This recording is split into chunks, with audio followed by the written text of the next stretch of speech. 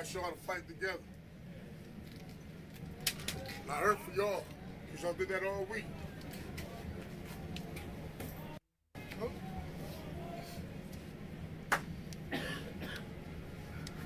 No team can go through what y'all went through and stick together. You understand that? Don't let nobody break y'all apart. You keep a brotherhood. In the past 2 weeks, y'all showed what it means to be family. The result wasn't what we wanted. In life, we can't control certain things, but all we can do is keep pushing. And I told you your why tells your story. I thought guys bust their ass. It wasn't the results we wanted, but I thought you bust your ass. I thought you put everything you had into it. And I appreciate you for that. Because you guys could have said, get a pack it in, and you didn't do that. We get another opportunity. We see you get to play together one more time in a bowl. You guys understand that? Sure. You stick together. You get one more opportunity to do it together. Don't let nobody break this team apart. You guys get in here. We say our prayer. We get a break. We stay together. Get a break. Family on three. Let's go, back in there. Let's go, boys. Family on me. Family on three. 1, 2, 3. Family. Man, retain this man at all costs. At all costs. I don't think it's going to be cheap. I think E-Rob's making over $1 million already. But you got to make it happen. That locker room gravitates towards that human right there.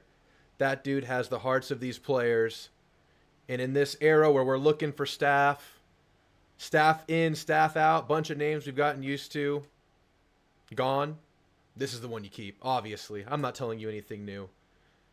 I don't think we've heard that he's officially staying yet. I think the last we heard from Texags was that he's getting a lot of calls. Of course he is. Have you seen this guy's recruiting list as the primary recruiter? It's incredible. Blue chip talent after blue chip talent. You got to keep E-Rob, man. E-Rob at defensive coordinator with Elco as head coach, being the great defensive coordinator that he was before he was the head coach. It seems like a great partnership, a great mentorship, and just a duo that the freaking players would love, man. You got to make it happen. So obviously we know now $11 million staff budget for this team. $11 million. That's staff, that's analysts, that's everything. Can you fit a couple million for E-Rob? Can you make it happen and then still get the high-profile offensive coordinator? Man, I don't know. If you had to pick one, the best of the best offensive coordinator or keep an E-Rob, where are you going? Man, can you get both? Because you could be talking about $3 million gone just for those two positions. Might be worth it. Might be worth it. What's up, guys? Good to see you. I saw this clip right before I got on live, and I had to play it. E-Rob in the locker room after the LSU game from the Pulse. I mean, that gets you in your football feels right there. We have a lot of staff movement, obviously, cleaning house on the offensive side of the ball. Craig, Petrino, and the big one, Adazio, gone.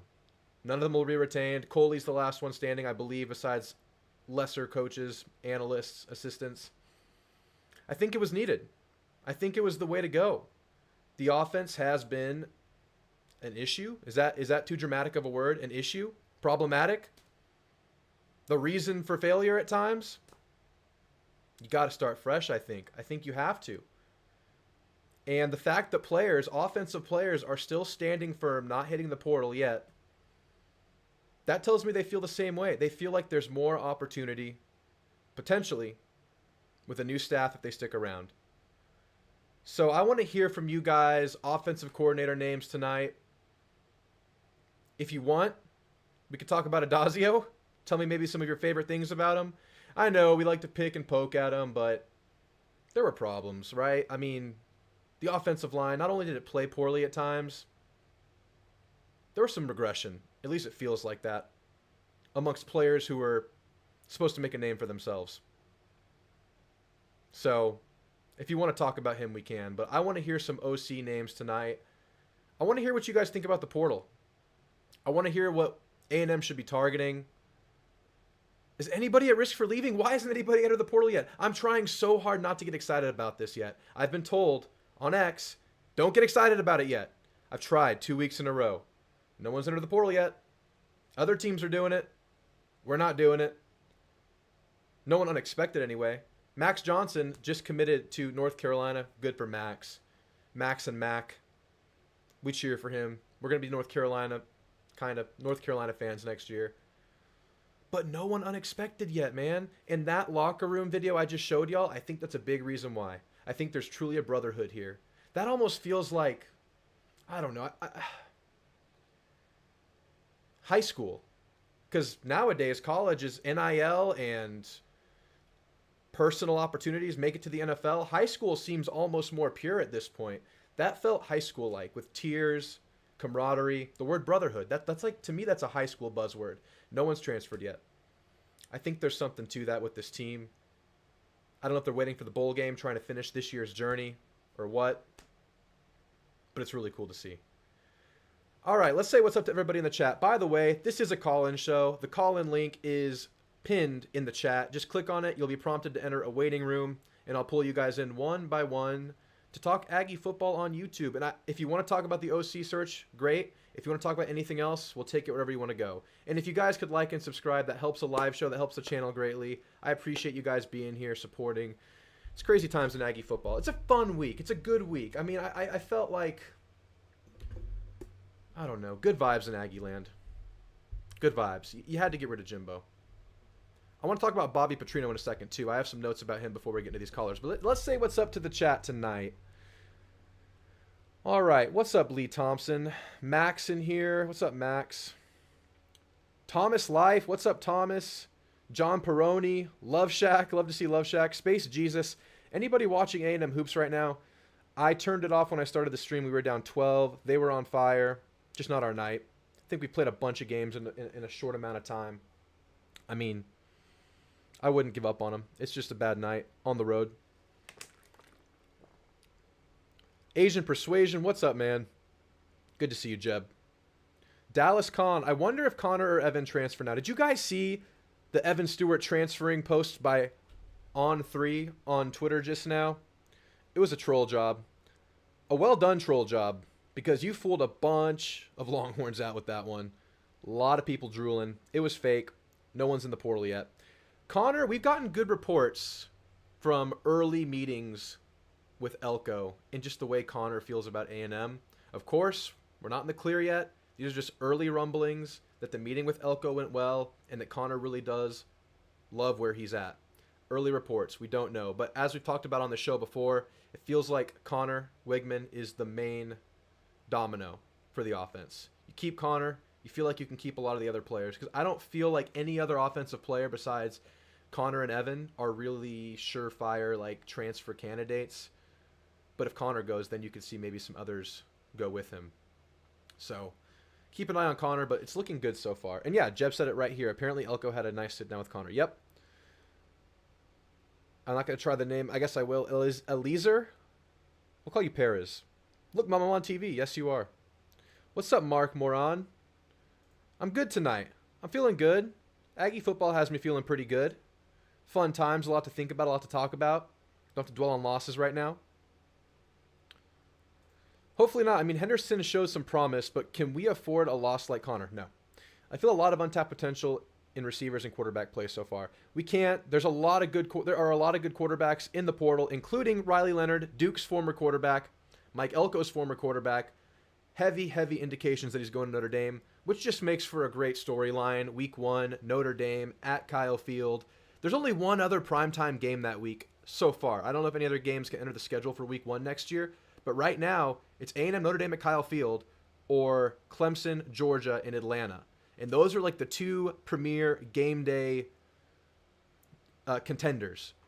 Can you imagine a 7:30 ABC game in Elco's debut versus Notre Dame versus his former quarterback, where he used to coach? God, 2024 season, get here faster. We still have a bowl game. My goodness. What's up, Dallas? Good to hear from you. Ted Prickett. Drew! What's up, Ted? You got some names for me? I'm excited. I have a couple names. I have a couple OC names I want to throw at you. I still think Connery is your guy. You have to do whatever to retain him, yeah. And we have to keep Henderson. Henderson's a great backup, yep. Sawyer, what's up, Sawyer? It's a good night to talk A&M.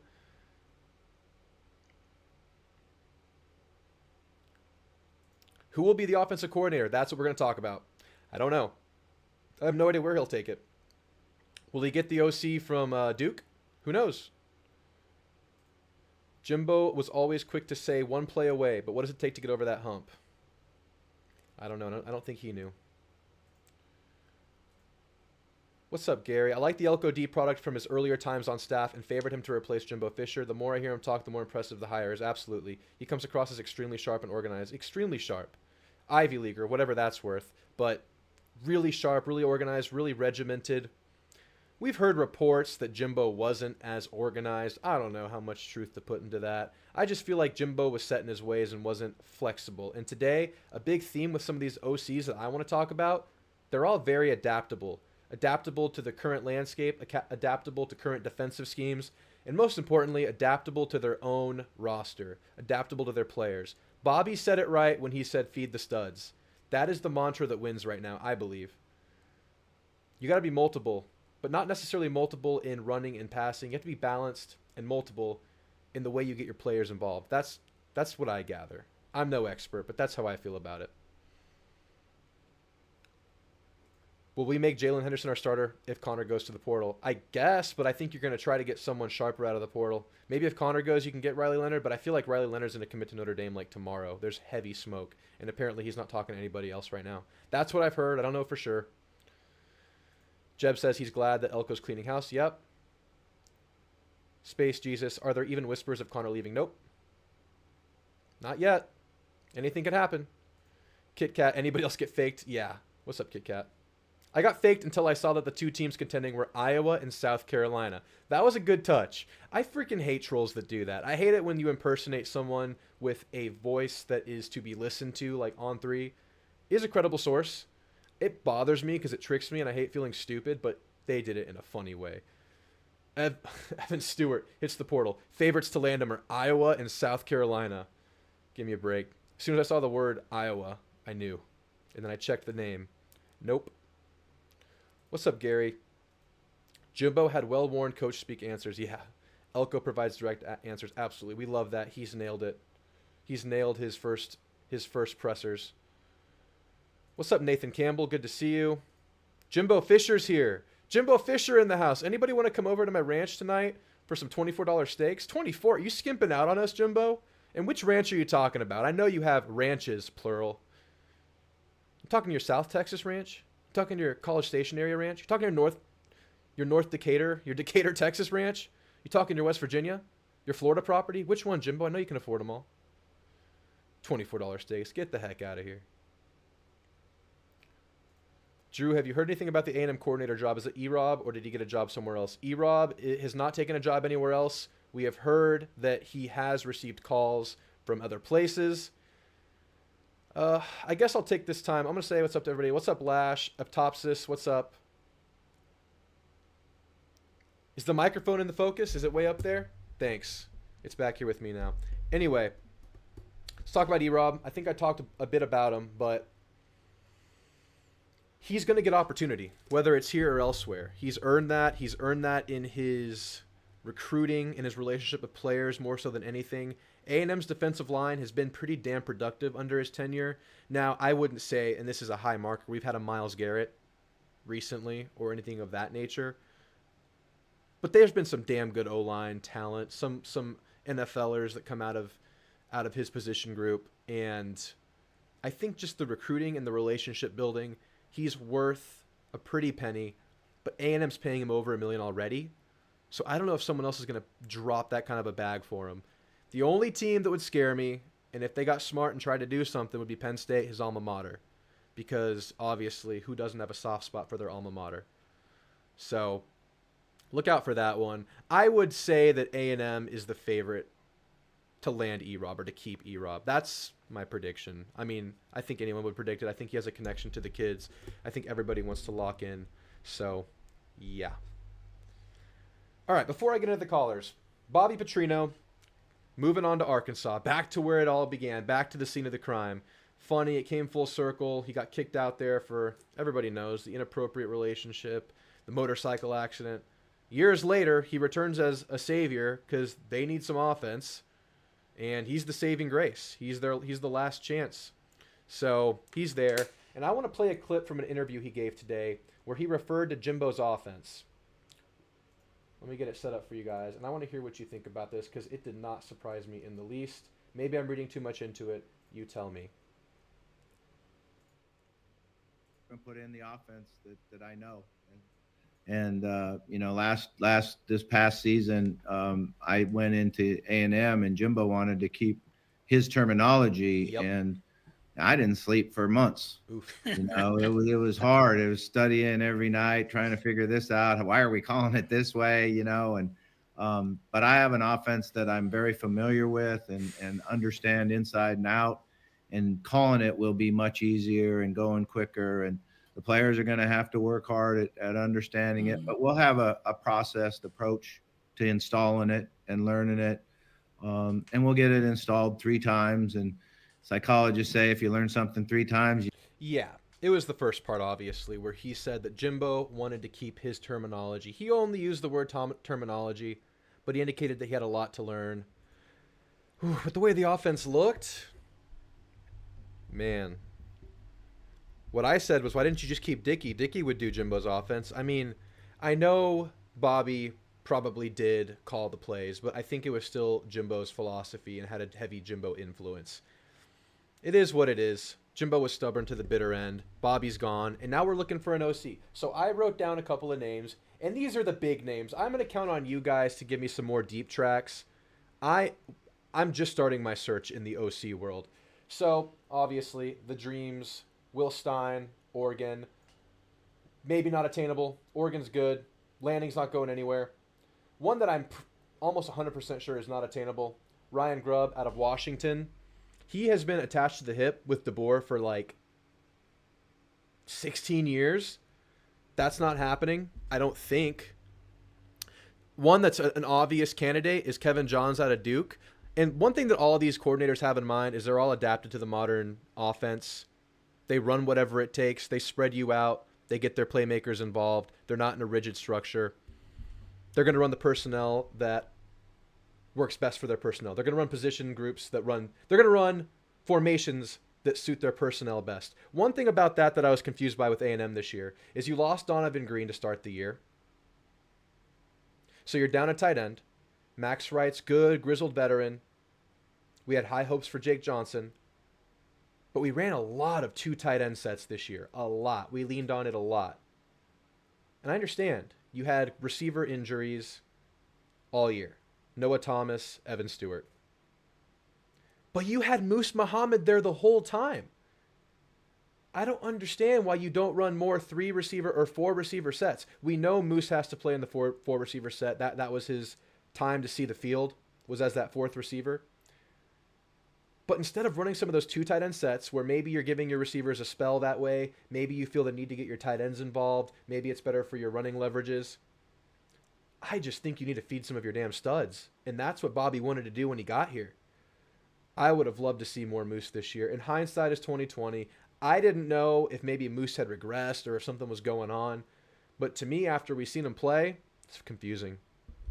Jake did play well, Jeb, but I don't know, man. I feel like you have a lot of opportunity with Moose. Moose seems like he could have been a star, right? Am I reading too much into a couple of games? I feel like you potentially had a star receiver. You had good tight ends, but I feel like Moose could have been more effective than those tight ends were. And I know you're running a lot with those tight ends and in those sets, running play action in those sets, but I'm arguing that maybe it would be just more overall beneficial and productive to have targeted Moose more. That's all I'm saying.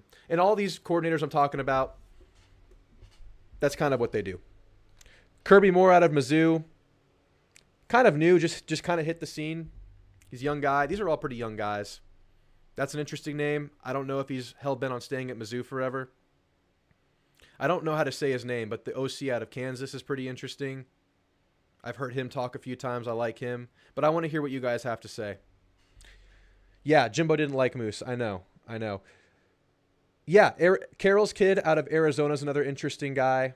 Someone said the Tulane OC is interesting. Yep, those are all interesting. I don't know though. I just want the guy that excites our players the most because I think all of these guys' schemes could potentially work. You have personnel. You have guys willing to use the personnel. Obviously, keep in mind, I'm not a great X's and O's guy. I know a bit. I do research. I'm saying with what I know within my knowledge base, but I feel like all of these guys could work with the talent here. But I wonder which one connects with our players the best, which makes our players instills confidence in them to stay first of all, and then can build an offense. But all right, we're talking about it. I know I have Theo waiting, and Theo has a few names for us. Theo, you're on with Drew, man. What is on your mind, my friend? Uh-oh, Theo, I think you're muted. Theo. You there?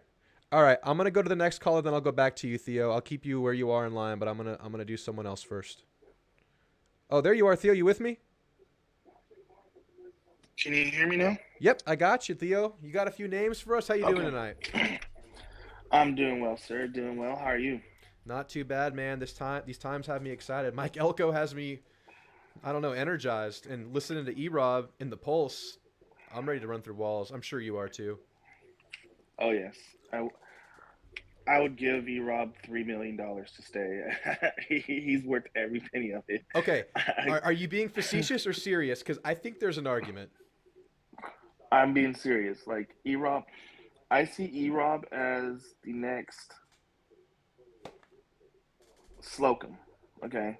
I see Elco as Cheryl, developing E-Rob to become Slocum. Does that make sense? It does. And I think it's a great mentor, like 1-2 combo. I mean, it makes all the sense in the world. Yeah, Theo, it really does. And then let Elko develop him as a play caller, give him, 10 plays this year. Hey, you get the first 15 plays to call. You call them however you want, E-Rob. And then next year, hey, you get the first 30 plays you call. And he slowly built it up to where he's taking over all the play caller duties on the defensive side, while Elko takes on more duties as the overall CEO type. Right. And that way he has someone he can trust as his right-hand man, and that will be here with us for a while. Yeah. And then however long Elko's here. Yeah. And then when Elko moves on, if he moves on, you have Rob ready to go. Yeah, whichever way it goes, I think you're set for the future. If Elko decides to move on, you have E-Rob ready. I would feel like, unfortunately or fortunately, depending on how you look at it, in the ideal scenario, this thing with Elko works out, with E-Rob as the DC or whatever position he takes, you're winning. You would think that E-Rob would eventually take a head coach job later. And that's the best case scenario, but then you always have the fallback if Elko doesn't work out, that E-Rob can take over. It seems like a great combo, but Theo, what are some offensive coordinator names that you've been looking at? I think you might have a couple under the radar names. I'm really curious to see what you have to say, and maybe what overall A&M should be looking for. Okay, so all the guys that I've really honed in on fit that spread modern offense, but I tried to find guys who preferred to run the ball and establish more of that physicality.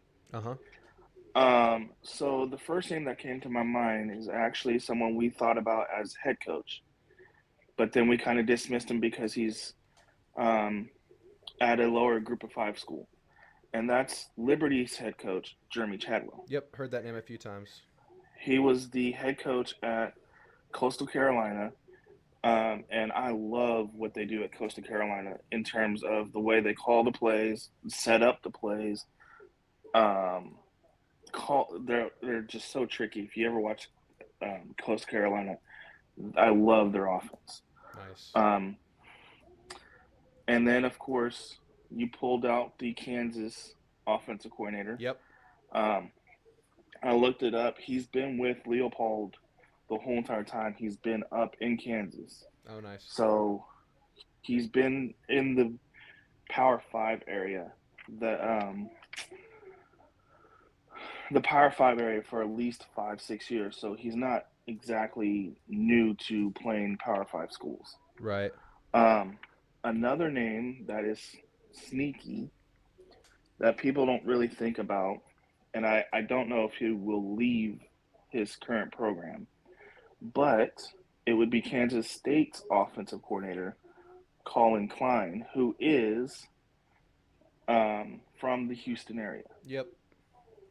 So, and then we know what Kansas State's built off. Kansas State's built off of very much that spread power run. Everything's set up off the run to throw for the pass, but they can be explosive. They are explosive at times. It's a great name. Has a foot in the door here in Texas with the high school coaches. I like it. And then, of course, one that we talked about a lot last year when we were looking for OCs, Andy Ludwig out of Utah. Yep. And then you mentioned Will Stein earlier. A lot of the people I talked to in Aggie Land Twitter, they seem to love G.J. Kinney at Texas State. Yep. They wonder if he will leave the head coaching position there at Texas State to come to A&M as offense coordinator. You know, a bigger title being at A&M, etc. More exposure being in the SEC. Sure. Yep.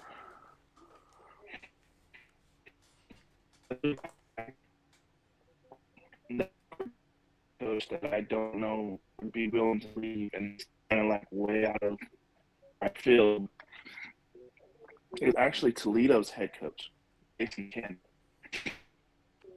You're cutting out a little bit, Theo. I don't know if there's anything you can do about it.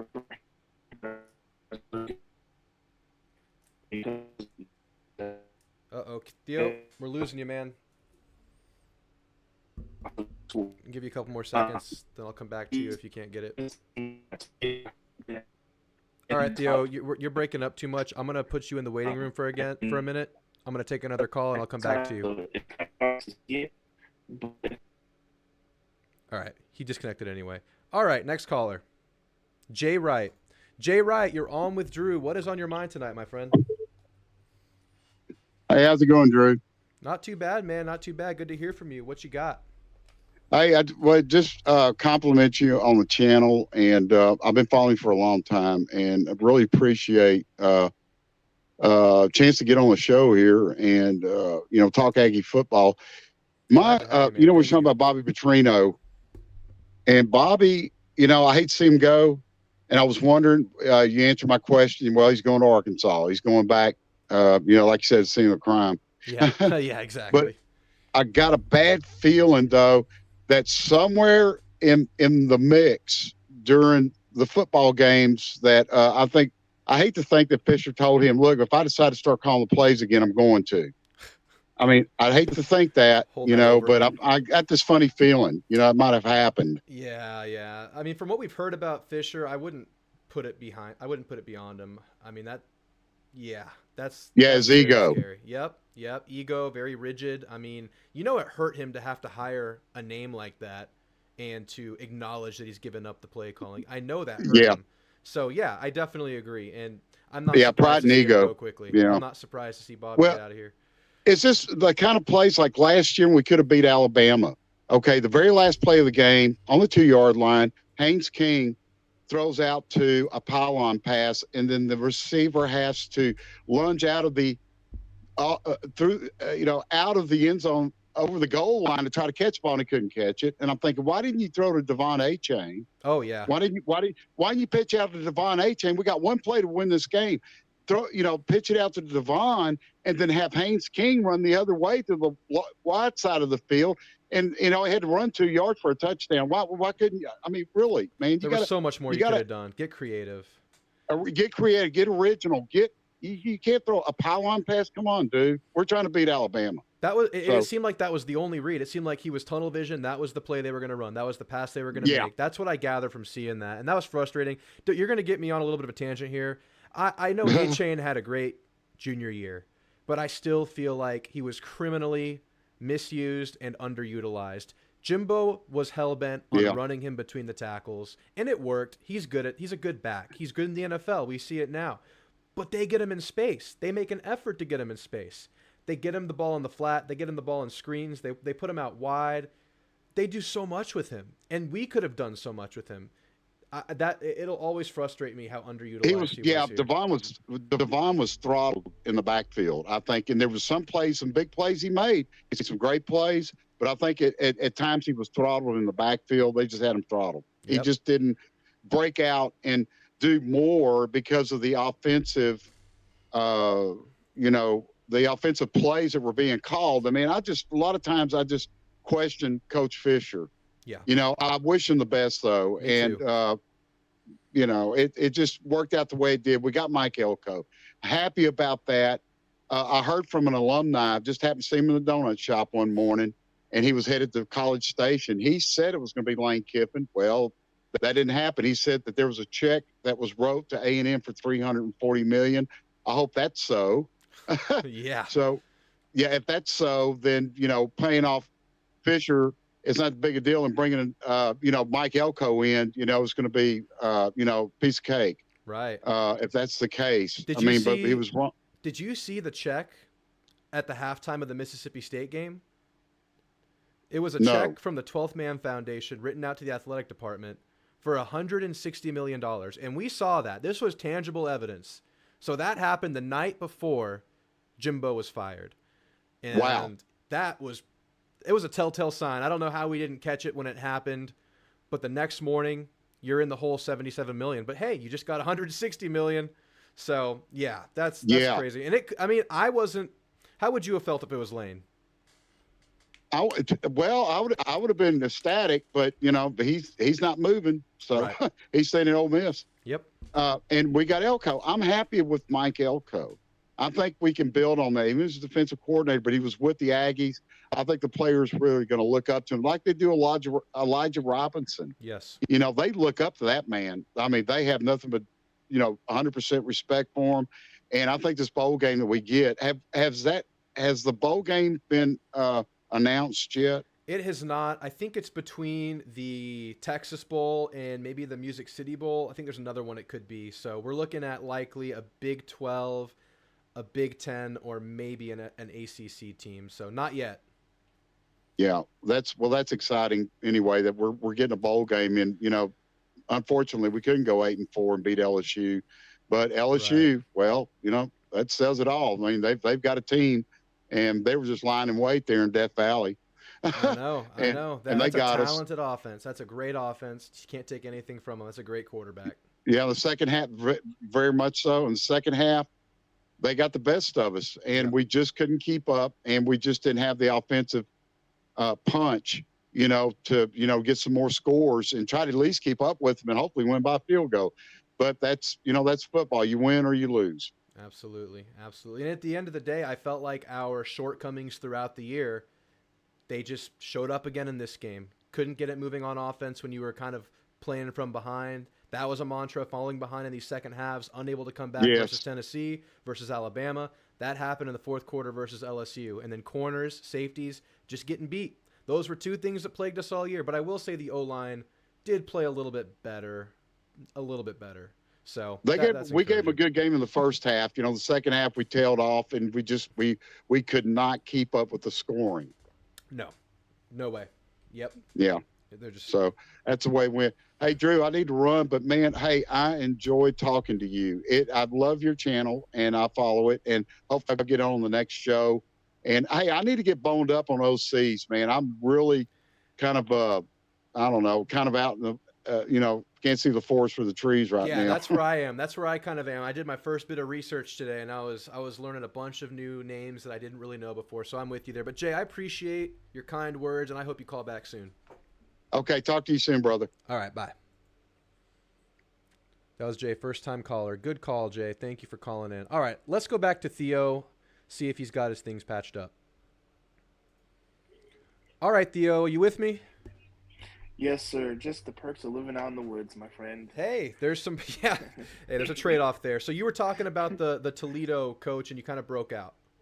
Yeah, Toledo coach, Jason Candle, he is their head coach, so it's going to be a pretty penny to try to get him out. Yep. But his offenses, they are top 25 in both third down conversions and scoring. So in key situations, his offenses tend to step up and um, succeed. Yeah. Um, Another guy I was looking at is Travis Trickett. His name kind of rings a bell to me. A bell to me. Yeah. I think he used to be the quarterback at Florida State. Um, It does sound familiar. Ironically, under Jimbo. Um, Uh-oh. he is now at Coastal Carolina, and Coastal Carolina has continued to um, late continued to be where they left off under Chadwell. So he runs a similar system to what Chadwell ran, um, and they run this very unique spread offense that even has a lot of guard pools inside of the offense. A lot of screens with guards pulling that looks like run action, but it's really a screen. It's a really good offense. Um, Another guy that is completely out of the way and is just a dream of mine because I actually coached with him or learned football underneath him when I was a GA at East Texas Baptist, is Scott Walden. He's the guy from Austin Pay State that I sent you a few days ago. Yep. His offenses spread the field from sideline to sideline, vertically, but he's not afraid to run the ball. Um, when we were at ETBU, one of our running backs in one of the biggest games of the year had over 350 yards rushing and was close to setting the all NCAA rushing record for Damn. the day. Um, because it was just that kind of day. That's the only thing you could really do. It was muddy, it was wet, it was ruddy, it was nasty. And we just ran the ball all game long. But he also had a all performer, all American at wide receiver in Tyler Bates. Um, and he's done amazing things at Austin Pay. He now has Austin Pay in the playoffs for the FCS level, and I would love to see what he could do at the next level. Um, these last three are kind of like group of five. Well, used to be group of five in BYU's case, but the next two are guys at ULL and ULM. We got to see what ULM was like in person this year. Um, and yes, our defense dominated that offense, but I think that's more because of the talent that ULM had. Sure. Um, but his overall scheme in terms of getting the ball out quickly, trying to prevent his quarterback from being hit, trying to prevent his quarterback from throwing the interceptions and backbreaking plays, I kind of actually liked watching it. And then even they still kind of had a commitment to the run. Um, so I was intrigued by his name. They also ended up in the top 30 in third down conversions and scoring. So, um, as bad as they played against us, I wonder how much of that is the talent he had to play with versus, of course, our talent. Right. Um, and that's Matt Kubik, Kubik. And then the other guy I was looking at was actually University of Louisiana Lafayette. Their head coach, Desoromax, he is the guy who took over for Billy Napier. When Billy Napier left, he took over play calling, and they haven't dropped off from what they had underneath Billy Napier. So their offense is just as explosive as it was underneath Billy Napier, and it's also in the top 25, top 30 of third down conversions. So it'd be interesting to see what he could do, considering that he's had a track record of success at the Sun Belt level versus some good defenses like Troy and App State and stuff like that. What he could do at our place. Yep. Um, and then the final guy I was looking at was Aaron Roderick at BYU. This year was a down year, of course. They had a new quarterback. They had a whole new wide receiver core. They had a whole bunch of change to their offense in terms of personnel. Yeah. And then, of course, they switched over to the Big 12, so they also stepped up in terms of um, play skill. But he was the offensive coordinator when they had Zach Wilson and Tyler Algier and all the wide receivers that was there Yep. a couple years ago. And for each of the last 3 years, except this past season, he's both been in the top 30 of third down conversions and passing offense. He was like third in the country. So I would like to see what he could do coming from BYU to us.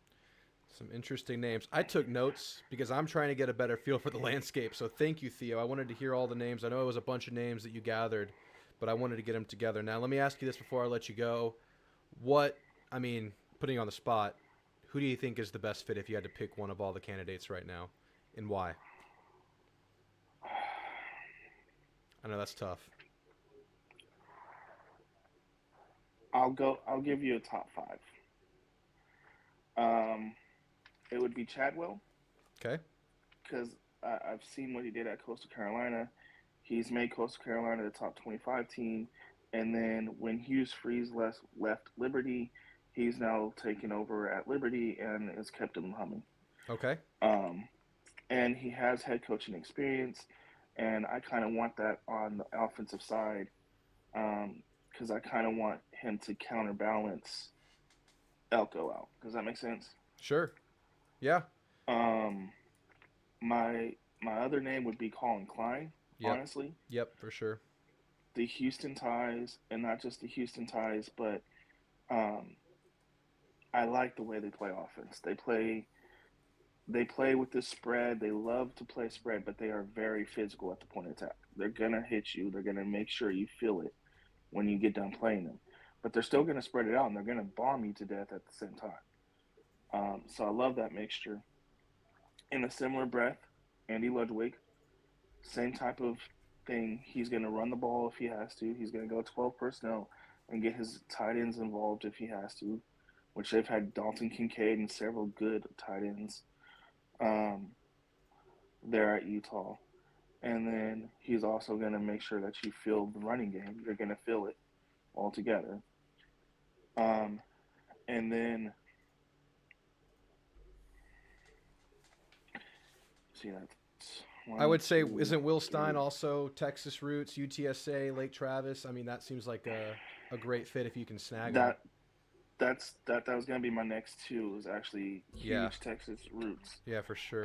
And the nugget we've gotten today from Rivals said that A&M has been in conversations with somebody with Texas connections, and no one knows what that means at this point. So for whatever that's worth. Will Stein would be my fourth, or a fourth. And then Kenny. I loved what Kenny did at Tulsa. Yep. And he's just kind of continued it with guys that we know of, and Caleb Chapman and stuff down there at Texas State. And he's already here in the state of Texas. He already knows how to recruit the Texas area. Love that. He already knows the Houston area pretty well because it's San Marcos, which is right there. And so those would be my top 5. Yeah, I really like them. Yeah, it makes a lot of sense to me. And then just my dark horse, like the one that I would, me personally, if I was looking for an offense coordinator, I'd of course go with Walden. But I mean, it'd be hard to see a dude jump from the FCS to the SEC like that. Yeah, so I can understand that not being the case. But having seen his stuff in hand, in person, knowing the type of coach he is, how much he cares about his players, how much he tries to make things fun for his players, how much he's a huge, he's a wrestling geek. Like he has fun with his players, making up wrestling moves with them on the middle of the practice field. And so I've seen what he can do personally, just like Lee Grimes as an offense line coach. I can't speak enough of them two coaches and how much they have helped me see the football game as it is. So I would love them to be able to have a chance to come back to, Texas and do such things. Awesome, man. Awesome. Some good names, man. I'm liking Will Stein. I'm liking Klein. Chadwell's not a bad name. There's a bunch of good names out there. Well, all right, Theo, I appreciate your time. I appreciate the list, man. I needed something to work with, and that gives me something to put on my radar. So, Theo, you have a great night. I appreciate the call, man. You too, sir. Have a good one, man. later. All right. A couple of things I want to address in the chat. Then we're going to get into Max, then Noble, and then support optimism. I don't know if this is support Jimbo or support Mark Stoops related, but support optimism is in the waiting room. Let's check up with the chat. Odds on Coleman going to Auburn, 0. Now, what if Craig goes to Auburn? What if Damian Craig goes to Auburn? That's like a double whammy working against A&M. What I'm gathering in these early days of non-portal entries and what the players are doing and saying and feeling and the Elijah Robinson stuff and the way they're gravitating towards Elco is I think a lot of these players are really comfortable at A&M. And I think a lot of these players really like A&M for whatever that means. If it's the facilities, if it's NIL, if it's money, if it's being in Texas, if it's being close to home, whatever it is. It seems like players, there's something to A&M. Now we're early. Things can change. He committed to A&M. Did he commit to A&M? Did he commit to Craig? Did he commit to Jimbo? We'll see. But Truffle Shuffle says 0. And Ron says not going. Good to see you, Ron. What's going on? Braden says, if our secondary is on the level of our front seven, they'll be unstoppable. Exactly right. And that was the difference with Alabama's defense and ours. I think A&M had a better defense, front seven, than Alabama this year. But Alabama had the better overall defense because their secondary was damn good. I think Vudge, yeah, I keep referring to Vudge because Vudge has some good comments about personnel. You have to have high-level secondary to go against the modern offenses and the talent that's in the SEC. So, Braden, what's up? Good to see you, Braden. Yes, agreed. They had Coleman flipping, but I think we managed to keep him. We'll find out. Is Coleman committing sooner or later? Does he have a commitment date yet? Someone tell me that in the chat. Secondary is the main priority, absolutely. Now, I'm excited to see the safeties and the nickels progress and see where they go. I'm excited to see Kerr and Matthews as our deep safeties next year. I'm excited to see another year of a more developed Bryce Anderson at nickel/star. I'm excited to see Tyreek Chappelle. Deuce Harmon, he performed admirably this year, but we saw against the highest level defense that we saw him face, he got beat. But he was going up against ridiculously high-level offense in LSU's offense. So, yeah, Terry Bussey, got to keep him. How much can a true freshman affect the game at the corner spot? That's a tough ask for a true freshman. Maybe portal. I don't know.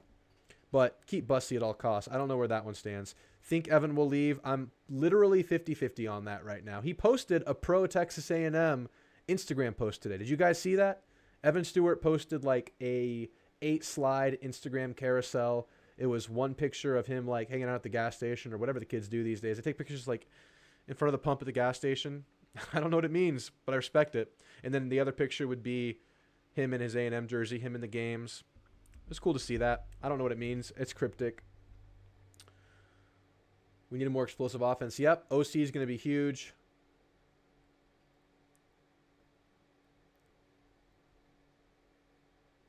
We need to see Tony Grimes. Yep, I would love to see him. A&M had the best D-line in the country. Yep, and hopefully they will again next year. I think there's a good chance it happens. There's rumblings of Fadil Diggs and Shamar Turner returning next year. Can you imagine this front seven? I don't think Edge stays. Even if Edge is totally bought into the coaches, Elco, E-Rob, whatever the linebackers coach is going to be. Can you imagine this front seven next year if you retain those guys? My goodness. He reposted Alabama, says Braden. Well, you just ruined it for me, so I guess it is what it is. You're just the messenger. Thanks for the information. I needed to know that. Kids take random picks like that. Like, why the gas station? Not that it's important. Maybe it is important. Maybe we're missing something. All right. I have 5 callers in the waiting room, or 4. We're going to leave it at that for tonight. Lash is going to be our last caller tonight. So these next 4 will be our last, so we don't have to rush anybody. Because we rushed Max yesterday. We rushed Support Optimism yesterday. So, Max, you're on with Drew. Max, what's on your mind tonight, man? All right. So everyone else has pretty much beat me to basically any other offensive coordinator name. So I don't want to waste too much time on those. Although I will say, if not for the Oregon State coordinator heading with his boy to Michigan State, I would have said to consider him. But that's probably off the table. I know Petrino left UNLV, but I'm not bet on. Yeah, Michigan State's a little different than UNLV, right? It has a little bit more gravity, and then going with this boy. So, yeah, good point. Anyway, so yeah, go for it. Yeah, I just want to. My main thing is there's been a lot of like names out there that people suggested that only make sense if you ignore like the smallest, the most obvious, but not always on the Wikipedia page detail, which is the I've seen people name like offensive coordinators that don't call plays. Right. Brian Carroll does not call plays at Arizona. Jed Fish calls plays. Casey Woods does not call plays at SMU. Rhett Lashley calls plays. So, first off, just like don't.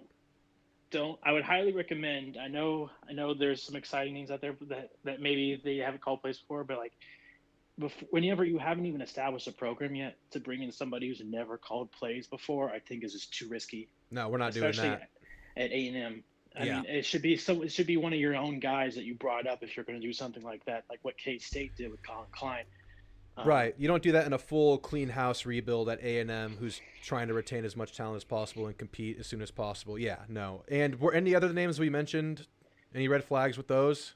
Well, I mean, I said last night, just anyone like Kirby Moore. I'm like a little like as a coordinator, like I don't doubt his ability. That's not what I'm here to say. What I'm here to say is that I don't think he might have one foot out the door before he even shows up, because he's already putting himself out there in all these national head coaching searches. Right. He's probably got one of those good agents, and he's related to Kellen, and I just don't think he's going to be interested in staying for more than 2 years tops, and that's if you're lucky, and that's if he doesn't find a job on the way out his first year. I just think you want to build something with somebody longer term. Yeah, sure. Also, I've seen somebody suggest some guys in Elco's old tree, so I want to run through those guys real quick. Alrighty. Warren Ruggiero has had some good results at Wake, but like also he's had some really bad years whenever the chips are down, compared to some of these other guys we suggested, where they've pushed through injuries, they pushed through bad talent situations, still put out good offense. Yep. Ruggiero this year had 101st rank in SP plus offense. That's like terrible, especially for someone as established as Ruggiero at a Power 5 program. That's not acceptable. If you want to get hired by Texas A&M, you can't have that. Correct, right. And then for Kevin Johns, the problem is that in his first year, their offense really wasn't terribly explosive. Then the next year, they actually end up improving a little bit. But at the same time, they're still not like outstanding overall. And some of their games from the early part of the season where they got those massive upsets were because of better defensive play more than anything, and their offense just barely pushing it over the line. And then later in the year, against some weak defenses, they put up some massive points totals. Yeah. And then the next week, after putting up a great fight against North Carolina, they like lose to Virginia, and you're like, why can't you put up points against Virginia? So, I get it's with talent issues, but there were talent issues at Virginia too. So that's the point being. I just think you can do better. Sure. And so those are like the main issues I would consider. Also, I wanted to mention for Colin Klein that there's something I hadn't heard anybody talk about yet. He was a really great player, and also he's a quarterback coach before he was an offensive coordinator, and I think he's still a quarterback coach. And he's done a pretty good job developing the quarterback talent in Kansas State, if I had to say so, based on how Will Howard has been doing and how seamlessly Alias Avery Johnson stepped in in Howard's absence.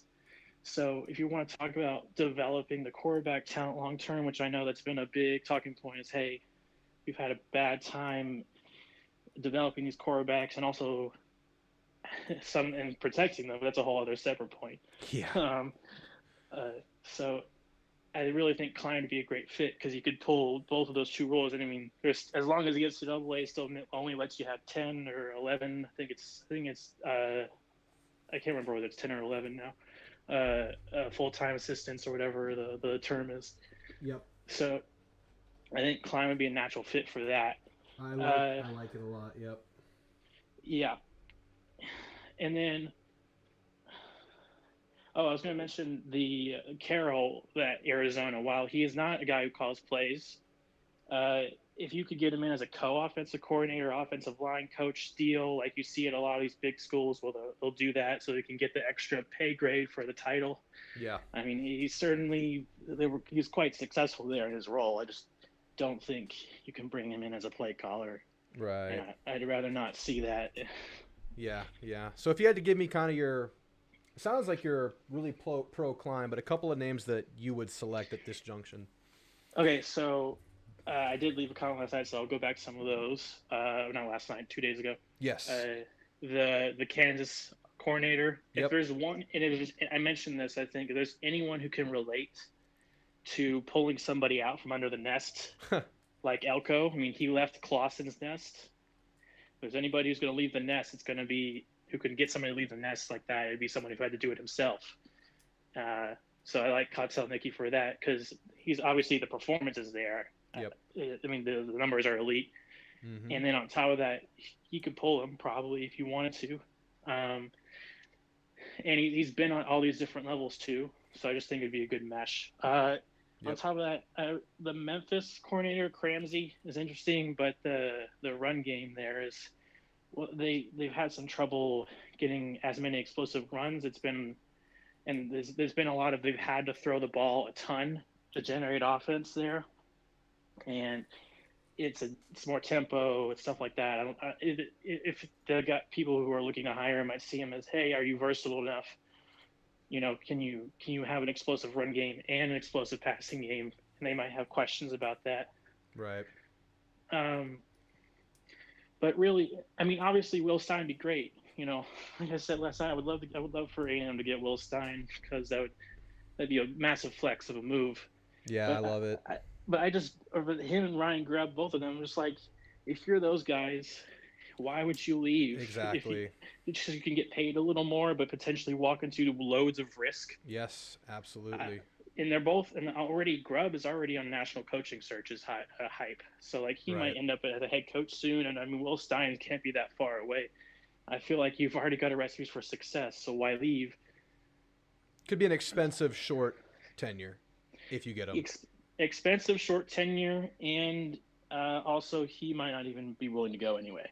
Yeah, no, I don't see Grubb as an option at all. They've been together for forever, it seems like. And I heard Bama tried to pull him last year when they were in their search, and he said no to that. That's just a rumor. I don't know. But, yeah, they would be dream candidates, but I just don't see them happening. But, all right, what else you got before I let you go for the night? You got any other names or anywhere else you want to take this?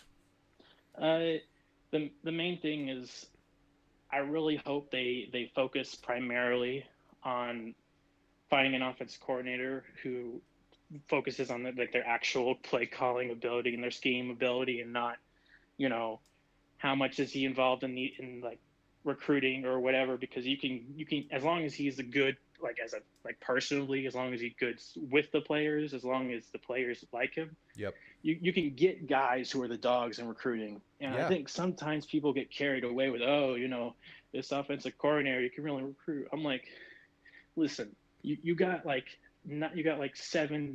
six, seven, eight other guys who can be like the real dogs in recruiting. You've got to focus on being able to compete in the game first whenever you're paying somebody that kind of money to run your offense. Yeah. Yep. I mean, players want to go where they're going to be showcased, right? They want to go where they know they're going to have success. And, yeah, that's what it boils down to. So it makes a lot of sense. And also talent development, too. Like Klein. Go Klein, for sure. I would love it. All right, Max, if you got nothing else, I'm going to let you go for the night. I appreciate you calling in, man. Good luck. See ya. Later. That was Max. Good call. All right, let's catch up on the chat. We're going to go for Noble, Support Optimism, Lash. And Jeb, if you just want to rant, I'll let you on for like 2 minutes at the end of the show if you want to call in. So anybody want to hear Jeb rant tonight? Jeb seems like he's in a mood to rant. So if you're up to it, Jeb, call in. I'll let you on. Just keep it under, let's say, 3 minutes if you can. If it goes a little long and it's going really well, we'll let you maybe extend it. But if Jeb wants to call in to rant, you can call in. Is Ruben Owens going or staying? We don't know yet. I don't know why he'd leave. He has all the opportunity in the world here. I mean, it's not like he doesn't seem like he's ready to be a plug-and-play superstar yet. I think I would lean to him staying. I mean, is he going to go to Louisville? I don't think Ruben Owens is leaving. But, if Connor leaves, that's the domino I'm talking about. And nothing would surprise me. I'm obviously biased and optimistic. Moss looked like a great running back. Moss, to me, looked like the running back of our future. He looks like RB1 to me. He's just the most disciplined. He's the best blocker. He's the most physical. He welcomes physicality. He runs through people. He was the one that was able to make the most lemonade with bad blocking. He was able to push piles. He was able to just get extra yardage. I loved watching Moss play, and he was the best receiver too. Jimbo Fisher says, hire my boy Dan Mullen. Why don't you just invite Dan Mullen to your ranch and feed him a $12 steak? Have you found a job yet, Jimbo? There was a rumor that he was going to Vanderbilt, but it was fake.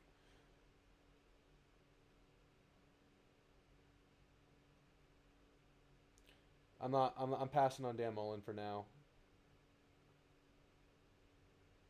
Jimbo is out fishing with a bottle of fine wine. What's up, Aftermarket Consulting? Good to see you. And yes, he is. The finest wine. More than $24. Why do steaks keep getting cheaper? I just feel like if he's going $24 and he can afford a $240 steak, why not be a $12 steak? Boot steak.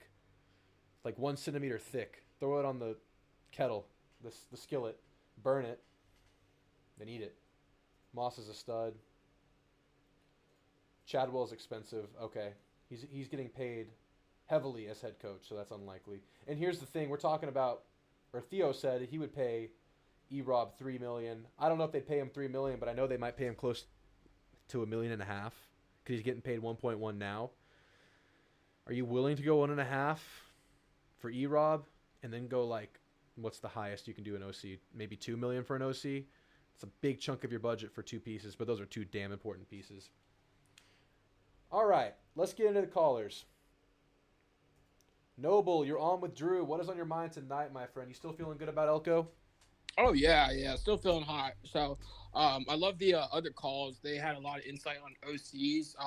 I was a lot of names that I vaguely heard of, but didn't know a whole lot about. So yeah, I needed that. I wanted them to. I knew we had a couple callers. I knew Max and Theo would throw us some names that weren't really on our radar. We hadn't thought about a lot. So I wanted to definitely. I was excited to hear from them. So yeah, it was good. Yeah, no. I guess I don't bring any of that kind of knowledge to the table. No, that's fine. I really don't either. So I was glad to listen to it. I guess from what I would call about, I don't have any big topics other than the only thing I can do is probably point at all the holes that was what made Jimbo's offense kind of fail from the get-go was sure. So as I'm sure you know, we're losing Damian Craig. Yep. And he's probably going to go to Auburn. That's yep. And so while he was a great recruiter, I actually don't consider it that big of a loss because, quite frankly, I was a little surprised when we got Evan Stewart to commit to us in the first place. Because let's face it, since Sumlin, we haven't sent a real NFL wide receiver prospects to the league in a while. Yeah. And yeah, dude, this was my thoughts exactly. Yeah. Keep going. Sorry. This is exactly what I'm thinking. And it felt like this was kind of like the place, I hate to say it, but a lot of people would say, which is true, this is where wide receiver NFL prospects come to die. It's been, and it's been under him. We've unfortunately proved that to be true. Yeah. And so I would say, even if we do lose Cam Coleman to Auburn, it's one of the situations where you might lose the battle, but you're going to win the war. Right. In the long run. Absolutely. Just because it felt like we didn't develop anyone here. And then in Jimbo's offense, with furthermore, it was just I think you pointed out the other day, was it requires the most precise reads from essentially 5-star quarterbacks like Connor Wegman, who if you don't get, you're kind of out of luck. Yeah. And or veterans like Kellen Mond, who had been around forever. Yeah, which means with A&M, this shouldn't be a program where you're similar to an Ole Miss or or TCU where one in every 4 years you might compete, and you need everything to go your way. We should be able to with the talent accrued and develop it maybe not every single year, but maybe every other year. Be able to have a constant influx of talent that we don't need to have a veteran quarterback necessarily. If anything, we kind of want to build your team similar to how the 49ers have built their team, where have all the strong pieces around it, and then have the quarterback be that supplementary. You need an elite quarterback to take you over. But you obviously can't, that can't be the only thing. If you don't have that piece, you're, again, screwed. Yeah. And here's the thing, what you were getting at before about Craig. Yeah, you're so right. I mean, in the last few years, basically the whole time Jimbo was here, and I forget Craig's exact timeline. Did he come in with Jimbo? Yes, I think he definitely came in with Jimbo because he was with him at Florida State too, I believe. Okay. So you think like Kendrick Rogers, Osbin. You think, what was number one's name? Courtney Davis. Courtney Davis, yeah. Super high highs, but then super inconsistent play throughout their careers. Like Rogers was good for like a superhero game here and there. Remember? I think 2 games, Clemson and LSU. Yes, and then he maybe scored 2 other touchdowns in his career. Yeah. So Courtney Davis, kind of the same thing. Maybe a little bit more consistent, but not much. He was really big in certain games. Osbin was maybe the most consistent, but never super explosive. Yeah. I mean, after that, you have Anais, and he's made a name for himself, but I would honestly argue that even he has slightly underperformed. I feel like Anais has not necessarily underperformed, but been underutilized. I feel like we could have seen more Anais throughout his tenure here. I feel like he should have seen the ball even more than what he did while he was at A&M. Yeah. And I don't know if that's Craig or Jimbo's offense, but there was definitely something there. There's something to it, and you're right. You maybe lose the battle, but you win the war. That's my thoughts exactly about Craig. To your point about A&M wanting to contend every year and not just like Ole Miss or the Mississippi State. While those are great programs, I mean, let's just be real. The resources are better here. There's more investment. There are more fans. It's a bigger fan base. It's a bigger stadium. It's a bigger market. It's a better recruiting ground that's less clogged because Mississippi is smaller and you have 2 big schools there. You're bordered by some amazing universities over there. I mean, Texas is big and you're kind of in the heart of Texas here, and everything else you need is here. NIL's better here. Let's just be real. So I think there's something to that. I mean, A&M aspires to being that kind of a program, like a 10-win annual kind of program. I mean, obviously Alabama and Georgia, those are just like very once in a generation or once every 10-year kind of dynasties. That's something that even a program, even in our highest aspirations, that is a lofty goal. Oh, yeah, and quite. I had friends who they're ironically UT fans, but we're good friends to begin with. So he's like, trying to encourage how to create like a dynastical run, anything like Alabama and Georgia have set up. But I told him we can't be concerned with anything dynastical when we haven't won one yet. Sure.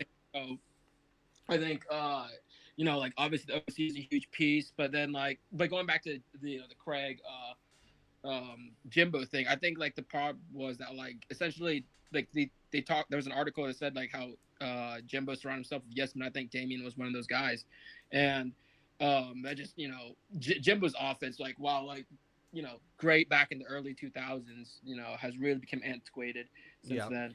Yep. Well, hopefully we hire the right guy. I mean, these players are standing firm. We haven't seen a bunch of transfers yet. I'm sure they're waiting to see who the OC is. Maybe the players are just waiting to finish the year. Maybe they're waiting to get through the bowl game. Maybe it's one of those. I know. I mean, don't you feel like we're going to see transfers? I mean, you have to. There's going to be transfers. Even if we were in a great situation, players transfer. It's coming. Yeah, exactly. I mean, that's just the reality of the beast. But I honestly, especially with Elco at the helm, it feels like even less than it would be with anyone else, to be honest. And then I still think there's a chance we retain Evan, depending on who we hire as OC. Yeah, but people are still asking about that in the chat, and people are saying, is Evan a domino that could make us lose Coleman? And I say, sure. There's momentum with every move that happens. So, yeah, Braden, absolutely. And, yeah, I know Evan's waiting for that OC, right? Oh, yeah, absolutely. I think and he's smart for it, too. He's weighing his options out. I don't blame him for looking. We haven't utilized him the right way. I know. He used to be a Luther Burden type of year. Instead, he's, drowning, in the middle of the pack stats-wise. Yeah, absolutely. What else you got, Noble, before I let you go? You got anything else you want to cover? Yeah, one quick thing is, did you see the Pat McAfee interview with Mike Elco today? I listened to it on the background at work, not super closely, but I heard a lot of just the classic workman mentality of Elco, which was awesome. What did you take from it? I think first of all, he did a wonderful job of telling. First of all, I think it's great that it's kind of weird to think about A&M's actually likes now. We've been the villain on the scene for so long. Yeah, and I think it do a lot with Jimbo won a championship, so he had the right to be confident, but was borderline arrogant at that point. Yeah.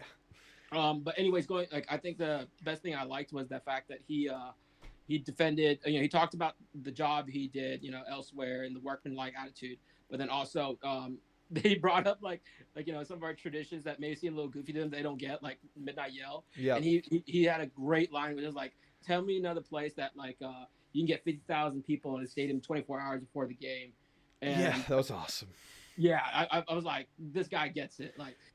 And I think that's the wonderful thing about hiring a guy that's been here like just 2 years ago is that he he doesn't have to spend time like figuring out what we're about. He already knows he can hit the ground running, and I'm excited about that. Dude, But that was a anyway, masterful answer. yes, Yeah. All right, Noble. I appreciate you calling, man. absolutely. Hey, thank you. Have a great night. You too. Yeah, that was an awesome response that Elco had. Well, how else can you get 50,000 students in the stadium 24 hours before the game even kicks off? And McAfee and his people were laughing at it, saying, maybe you should keep that to yourselves. Maybe you shouldn't show that. Okay, I have a request to the camera people, the media people at Midnight Yell. Film the Yell leaders from behind so you can see the thousands of students, which is the best part of Midnight Yell. All we're seeing is the Yell leader talking. Yeah, it looks goofy, whatever. Show the hype. I don't know if people see that and just think he's in an empty stadium just talking, just ranting with his overalls on to nobody in there. They did do that during COVID. No, this is basically A&M's version of a pep rally, but not even close. Just like the next level of that. Show the people. Show the hype. This is like, it's yeah. That's my request. All right, support optimism. Lash. J. Paul called in. I know he had to go. J. Paul, I did say that Lash should be our last caller, but J. Paul, if we keep it short, I'll get you back on because I know you had to go pretty abruptly earlier on. So just stay in there. All right, support optimism. You're on with Drew. I have a feeling I know who this is. What's on your mind tonight? You don't know who this is. I'm not support Jimbo. Oh, how you doing, Drew? My goodness. Is this Cooper? No, first time caller. Okay. I had support Jimbo and I had support Mark Stoops these last two shows. What's on your mind tonight, support optimism? I love the name. I know. I've been watching those last two shows. You got some hate in your comments section on that last video. I know. I had to post that one. I was getting a lot of hate for that one. That was funny. Yes. Well, I don't really know a damn thing about offensive coordinators right now, but that's all right. I just wanted to call in and say I really enjoy the show personally. I've been watching since the App State loss last year. I went on the internet looking for someone to commiserate with. Yeah, and, your video popped up. Yeah, that was my first kind of breakthrough. Was the App State loss? That was my first big video that got a bunch of views. And of course, everyone wants to either commiserate or just come point and laugh. So it was a good time. Yeah. I do like the Elco hire. I think things will probably go better there. I'm supporting optimism. I'm hoping, I bought into Jimbo as well. Yep. Me too. I'm gonna buy into Elco. 100%. And after what happened with Jimbo, we could be a little gun shy. We could be a little bit hand shy. And Elco, we feel good about him. And I think that's admirable and remarkable that we're not apprehensive and we're kind of buying right in. So maybe we're suckers, but it feels right. Yeah, I mean, who wants to go into the next season gun shy? I mean, yeah, come on, right? Let's be hyped for our team, even if we've been burned before. Let's get burned again if it's going to go that way. I know I'll be believing when I'm in Kyle Field versus Notre Dame week 1. Hell yeah, absolutely, yeah. So if it's between a good offensive coordinator and keeping E-Rob, what's your preference? If I had to pick. If you had to pick. So if the budget only let one. Yes. Okay, so what do you mean by good offensive coordinator? You mean I just can't get like a big name? I can't get one of my top 5? Is that kind of where you're going? Yeah, if you had to go with number 6 or keep E-Rob. Yeah, I'm keeping E-Rob. E-Rob. I think I am too. I feel that like was a good video at the beginning of stream. Yeah. Oh man, I know. Can you imagine Jimbo doing that? Like this team, like crying with his team after a loss. My goodness. Yeah, and I don't know if you saw the videos that were comparing and contrasting Jimbo's locker room speeches from when he was at Florida State, or even in his early years at A&M, to his last locker room speeches this year. And even in Jimbo's way of talking, the way he kind of spoke in like cliches and riddles, it was more passionate and a little bit more impromptu and like off the cuff back then than these last few games. And I know I wouldn't have felt that with LSU the way that we felt with whatever E-Rob did with them. That was just an amazing scene. And I think he keeps this team together, right? I mean, he's the glue of this team. What else can you say? And I think that's invaluable. I think you have to prioritize him over those top dollar guys. That's my opinion. I would love to see what the chat thinks there. Would you sacrifice getting one of your top 5 OCs if it meant keeping E-Rob and you get your 6th favorite guy or your 6th best guy? I would do it. How about you? Yeah, I think that shows, that's why he's the one keeping people here. That's probably why people haven't been hitting the portal so hard. Yeah, the way he talks about brotherhood, I mean, they feel something. They feel like they've created something and they're working towards something. So I'm with it, man. Absolutely. What else you got? Goals for next year. Yeah. Don't make it to our 3rd string quarterback again.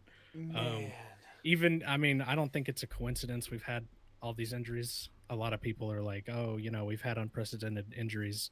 That's going to happen when your quarterback's getting planted like a tree on 80% of the plays. Yes, that is a great point. We could probably keep our QBs a little healthier if they weren't having to step up into hits constantly. Yes. So I'm hoping we get some kind of O-line and, even running back blocking improvement in the next year. And I hope Wegman stays. He's the real deal, man. Yeah, and that sounds like a modest goal. Don't get down to your 3rd string quarterback, but honestly, that has just been our reality for these last few years. What's another goal? Give me another realistic goal for next year. How many wins? Give me a win-loss goal. Ooh, you hope for at least 10, right? Yeah. With all the hype coming in and the new head coach, I would probably be happy at 9. Yes. I don't know. I think 8 I would be neutral on, and if we go 7 again, I wouldn't be sad because it's our first year with a new head coach. But I think a lot of it will also depend on who comes back. If you get maximum return. I mean, if you only lose a couple of guys here and there, just due to natural causes, if you will, because you lose players to the transfer portal these days. I would say, I think 9 is the floor. I think you should be looking at a 9-win season, given that you don't have Bama or Georgia. And your road away slate is so favorable. All your tough games are at home. The away games are manageable. So, I'm with you there. Yeah, I'd like to win an away game this season. Just break that little stat line we keep hearing about. 2 extremely lofty goals. Don't go down to your 3rd string quarterback and win a single away game. Easier said than done, apparently. Easier said than done. For us, it is. Yes, absolutely. But that's pretty much all I had. Just wanted, congrats on 1K. I really liked the ring dunk. Thanks. Keep doing what you're doing. Don't listen to the haters, and absolutely get Jeb in here. I want to hear him rant. Jeb, you want to rant? Come on in. All right, man. I appreciate the call. That was a great call. Support Optimism. Hope you call back again. Yes, sir. Have a good night. Later. J. Paul, I saw you left. If you want to come on and go for a couple of minutes, I'll let you have the floor. I don't mind. But I got Lash coming in. I'm going to take Lash's call after I go through the chat the one last time. We'll take Lash's call. And if Jeb and Jay want to have short calls, Jeb with the rant, Jay finishing up his thoughts, that's all good. We'll call it a night after that. All right, let's see what you guys are saying. Evan needs a healthy quarterback. Yeah, don't go down to your 3rd string. Even though, hats off to Jalen Henderson. I mean, that guy played absolutely admirably this year, especially early in that LSU game. I didn't like the way at the end. I said this last show. I'll say it again. I didn't like the position they put him in the end of the game. I felt like they were trying to get the game back with a bunch of drop back passes once they went down 2 scores. They still had 8 minutes on the clock. They didn't keep running their offense. I felt like that's like I don't know if any of you play basketball. In a basketball game, you go down. The other team goes on a run. You start jacking up threes at every chance you get, contested shots. The game's ebb and flow. Just run your plays, run your offense, and maybe you'll break through just like you did with the 50-yard run by Max Wright. I just went on a rant and a tangent. I'm sorry. But Jalen Henderson, hats off. But yes, we need to stay on our 1st string. Connor needs to play. Connor most likely says Jackson. What's up, Jackson? Good to hear from you. Rumor is his first exchange with Elco went great. Yep. Elco's son was on Wegman's travel baseball team. Whoa, that's a nugget I didn't know. Interesting. Thanks for sharing that, Jackson. Jay Paul says sorry. Jay, if you want to call in for a short call, you're good to go. Jeb, that's very nice. Best Aggie YouTube channel. Thank you. Phil Longo from Wisconsin. That's an interesting name, too. I have not looked much into him. Does anybody feel any certain way about Phil Longo? I'd love to hear about that. 100% of fans would say keep E-Rob in that scenario. That was a good scenario you threw at us there. Support optimism, but everyone's saying E-Rob. Debut win versus Notre Dame, guys. I am just trying. I can't come fast enough.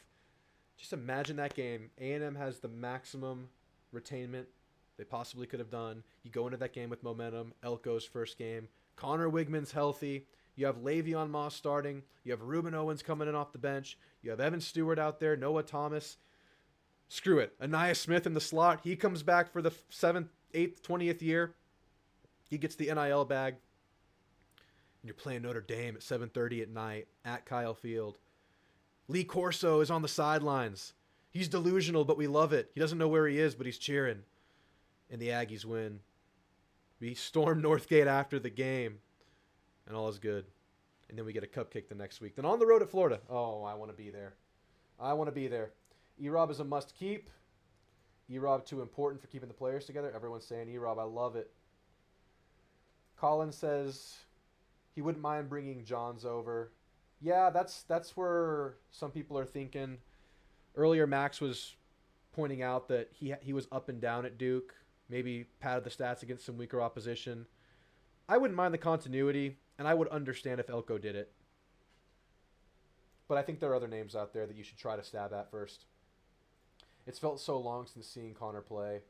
You know, in hindsight, it feels terrible. At the time, I was excited to see Max. It just did not work out, unfortunately. As much as I love Max as a guy, as a player, it just did not work out. And I was super excited to see him, and it didn't work out.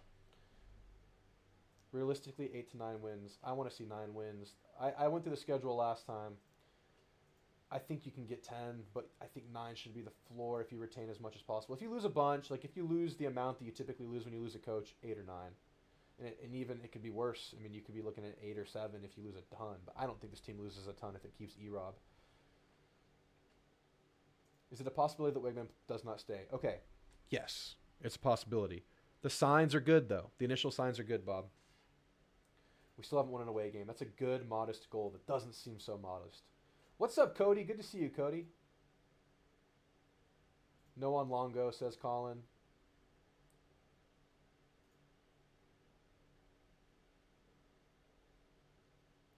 All right. When do you think we should expect the hires? Any day, I think. Potentially after the playoff if they're going for one of the home run guys, but I really don't see that happening, so every day. Okay, Truffle Shuffle, I see you called in. I was saying no more callers, but since Jay never called in, I'll give you the short floor at the end of the show, Truffle Shuffle. No worries, so stay in there. I'll give you just a couple minutes. I do have to get going here pretty soon. But I'm going to give Lash a full call because he's been waiting for a while. Jeb and Truffle, y'all get short calls at the end. Jeb wants to rant. All right, Lash. Lash, you're on with Drew. What's on your mind tonight, my friend? Good to hear from you. Well, I was going to talk about offensive coordinators, but it seems like everybody I had in mind, people have already talked about. We covered a ton of them tonight, yeah.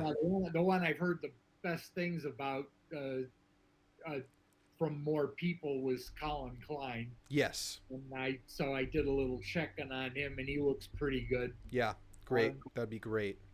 Yeah, and then so I'm gonna pull a couple out that are, I would say, probably more on the wish list side of things, but hey, why not? First one, Garrett Riley at Clemson. That's a wish list, but that's good. He's Lincoln Riley's little brother, and supposedly he runs an offense the same way his big brother does, which, since he wouldn't have to worry about the defense, would be fine with me. Yeah, they had turnover problems this year, but yeah, I mean, give it a shot. Absolutely. I'm for that. And Ryan Grubb, he's probably not going anywhere, and he's been brought up before. Not only did Alabama try to poach him last year, this offseason, but so did we. Yeah. And everyone would. I mean, it's a great guy to get, but it just seems almost impossible. But hey, I'd be thrilled if we got it. And then Jeff Grimes at Baylor's kind of not been the greatest year for him this year, but he was good at BYU and he was decent last year at Baylor. Yeah. And he and he's been in the States, so he should know a little bit about recruiting in Texas. But if he didn't before, he should by now. Okay. And then this one is totally out of left field. That gets me excited. Let's hear it. How about Tom Herman? The guy's been sitting on his couch for a year, so we could probably get him without paying an arm and a leg. And he was good offensive coordinator, not such great shakes as a head coach. Sure. Plus, and this is ancillary benefit, he'd know some of the ins and outs of what's going on in Austin that might give us an edge somehow. Yeah. Isn't he? I think he's a head coach at Florida Atlantic, though, but I don't know if he's taking that upgrade. I don't know. I don't know if he's taking a. Is he going to get a pay increase? I don't know. That's a left fielder. He's a head coach right now, though. I don't know. And all of the names I had in mind started getting called out. I'm like, okay, I don't want to be too redundant here. So I like it. Hey, you know what? When we were on the coaching search, I had people calling for Peyton Manning and Kevin Sumlin. So I like it. I like your creativity that's actually somewhat based in reality. Yeah, Kevin Sumlin would coming back here would be almost as ironic as Bobby Petrino going to Arkansas. Right. Like, define irony. Right. Exactly. That would be it right there. Those are some interesting names. I'm glad you threw those out there, Lash. I really like it. I'm with you on the Klein one, though. Absolutely. It just seems like a layup, and I don't see why that's not being looked at right now. I'm sure it is. So yeah, the way I look at it, the less until we've got a name on a contract, the less they say, the better. Yes. Because the things have a way of, you talk about them too much. Yeah. Getting loused up. Yeah. Yeah. Well, Lash, how do you feel about the cleaning house on the offensive side, outside of just the coordinator? I feel like it was welcomed. I'd like to hear your take on it. First one out the door is the offensive line coach, Adazio. He's gone. Oh, hallelujah. If not, I was going to go to College Station and drop kick him over the Rudder Tower myself. Yes. I think we all would have been there with you. And I've got two bad knees, so it would have been interesting. It would have been interesting. Yes, he's gone. But let's see. Getting back to some of the things that Elco said. Okay. When he was talking about pursuing perfection, kind of makes me think he's channeling his inner Vince Lombardi.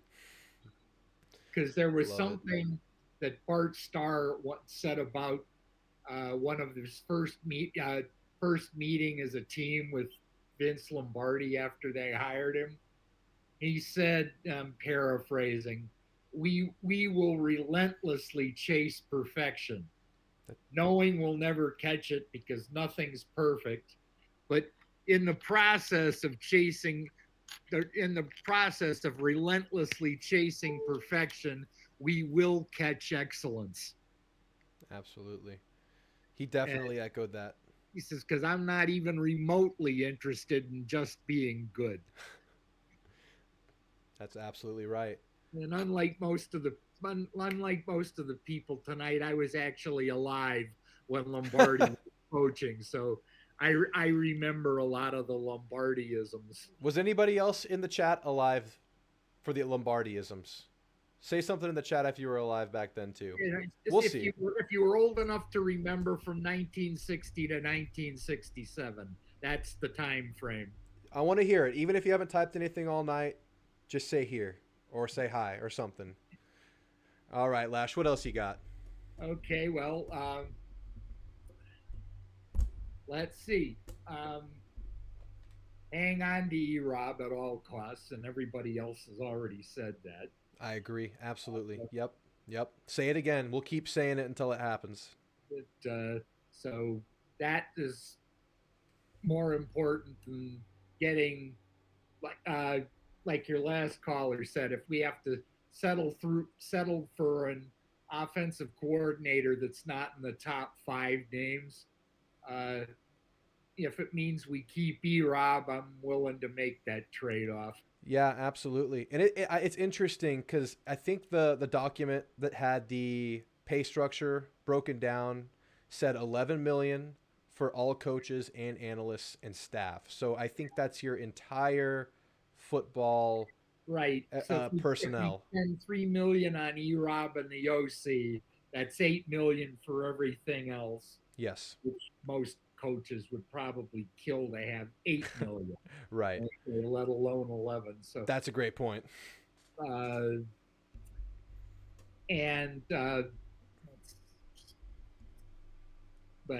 no, I'm kind of.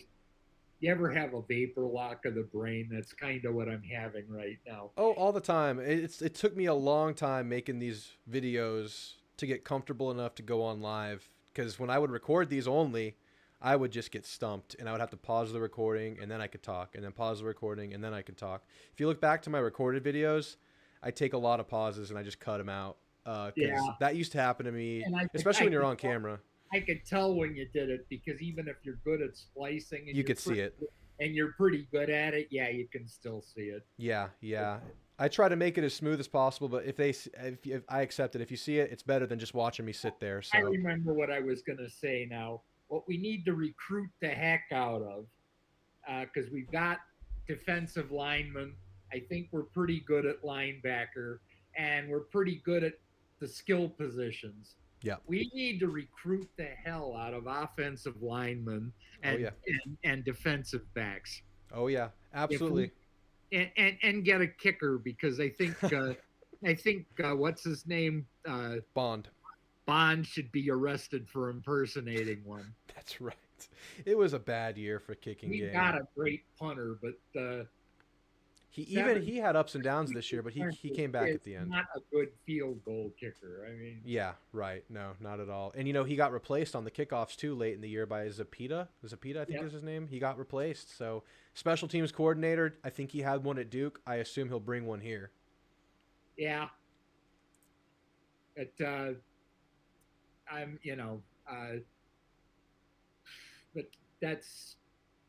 but that's about all I have tonight. But I hope people aren't getting the impression that I think Mike Elco is the next Vince Lombardi, because I wouldn't do that to anybody. Right. He echoed the sentiment. That was it. That's what you were getting at. But if he has the same type of mindset, we'll be okay. Absolutely. Well, all right, Lash. If that's all you have tonight, I'll let you go. I probably won't do another one of these call-in shows until early next week, and that way we'll have a lot more fresh to talk about. I know this week we did back to back. Love the show either way, so I'll be around. Thanks, Lash. I appreciate it. You have a great night, man. Thanks for calling. Gagum. All right, guys. That was Lash. Love to hear from Lash. All right, guys. 2 callers left. I see Jeb's disconnected. Plus, I want Jeb's rant to be last. So, Jeb, if you don't mind waiting. Truffle Shuffle. I got to keep it a little bit short because I got to get going pretty soon. You have the floor, my friend. What's going on, Truffle Shuffle? Good to hear from you.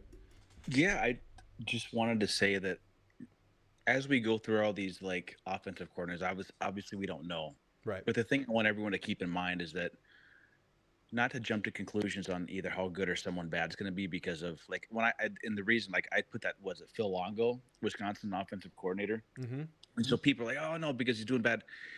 I live up in Wisconsin. My wife went to Madison, so I cheer for the Aggies. Went to A&M. My wife there, so I know all about Wisconsin. Okay. It was a dumpster fire.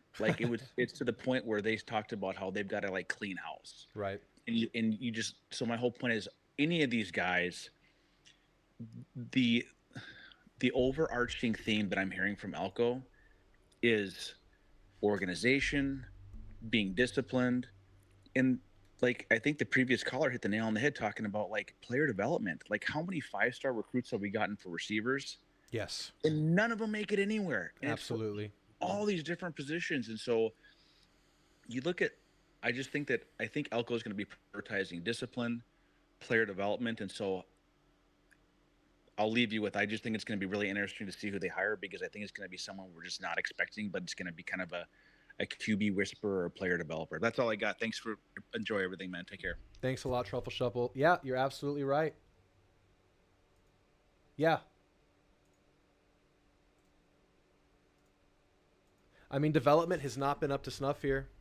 We need play design. We need development. You just got to find the right guy, and it could be anybody. They're going to interview a lot of guys. We talked about some established names. We really don't know where they'll go with it.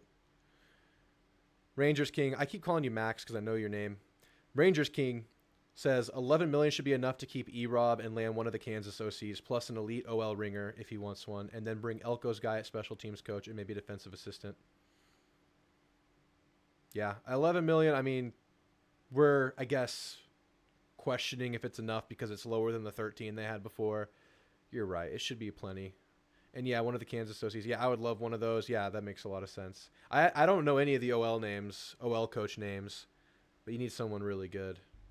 You need to change some things up in there. All right, last caller of the night. So Jeb, you want to rant? Yeah, man. I just want to say, dude, the callers tonight have been pretty solid. Yeah, it's been a good night. Yeah, man. I was just obviously all week, A&M Elco, they've been the talk of all of social media. We all know that. Absolutely. I mean, that's all everyone's been talking about. Yes, and okay. I if you don't stop me, I'm gonna start ranting before you start ranting. Okay, so A&M gets a lot of hate, right? Dude, point and laugh syndrome is off the charts with Texas A&M. That's an understatement, dude. Ever since even I was a kid growing up, dude, A&M's got to be at least top 2, top 3 hated like football schools of all time. I mean, the hate. I mean, you see it on your channel, dude. Your comment section. There's like random people that always will like. It doesn't matter what kind of factual evidence you give them or sayings or whatever. They'll always find something to disagree with. Their minds are set. Their minds are set, and it's not based on reality at all. Yeah. I mean, we get it. Like everything you've told us, we all know. We're not saying we're this powerhouse football team, blah blah blah. We're just saying expectations are high because we have a top 10 roster. Yes. This is the most talent we've had since I've been watching them. The Big 12 days, we didn't always get those high end players. Absolutely. And so now we're at the point. So you're telling me for your school, if you're going to next season with high resources and a top 10 roster, you wouldn't have expectations? Come on. Like, stop. I know. I don't know if you watch On 3 JD Piquel. Do you watch him? Now and then. He's not one of my go-tos, but I'm limited in time. He's not my favorite. But I watched him today. He made some really good points about A&M. Yeah, he was saying the same thing. He goes, I don't think their fan base is delusional. They're just expectant because they have all these resources. Yep. They have all these resources.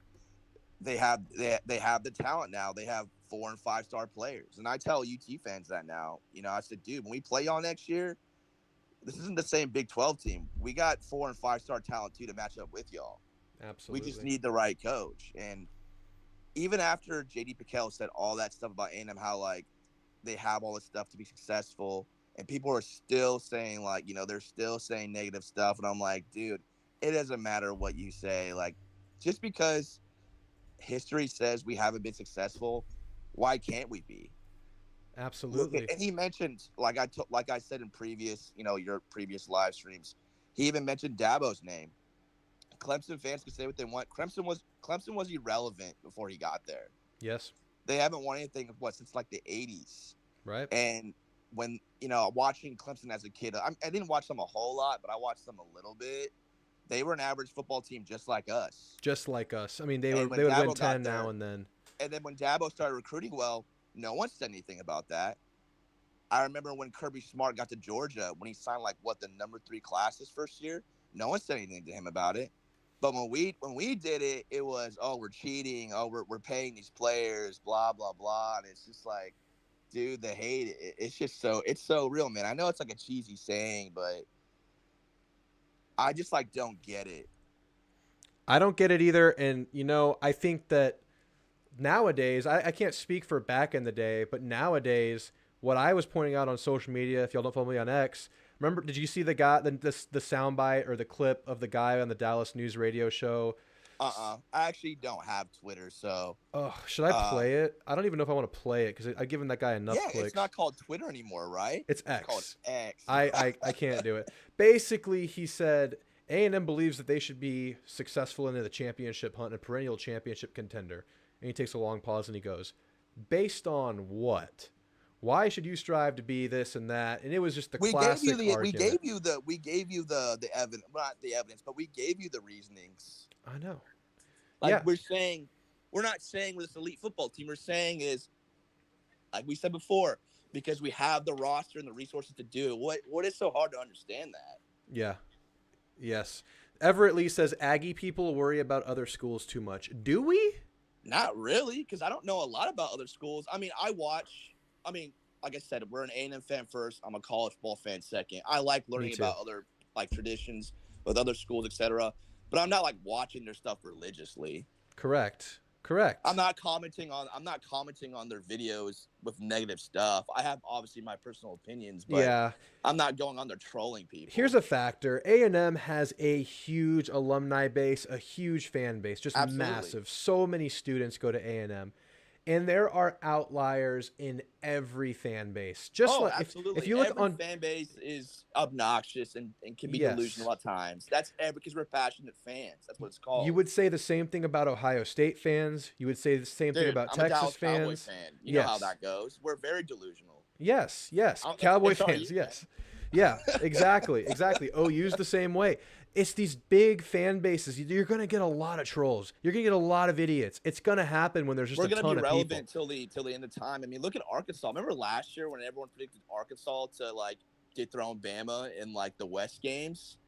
Now nobody talks about them. Yeah. Absolutely. I know I kind of talk about Arkansas a lot. Okay, yeah, let me make this last point. You love us or you hate us. But damn it, you talk about us. I don't see another team that consistently goes viral for simply what their cheerleaders do or simply what their fight song is or random pieces of hateful comments. Who else talks about what other school has talked about like A&M? A&M goes viral every day. If you're having a slow day. Look at Michigan with the Harbaugh thing. Nobody talks about it. It went away. Huge. It went away. That's huge. After Jimbo got fired, it went away.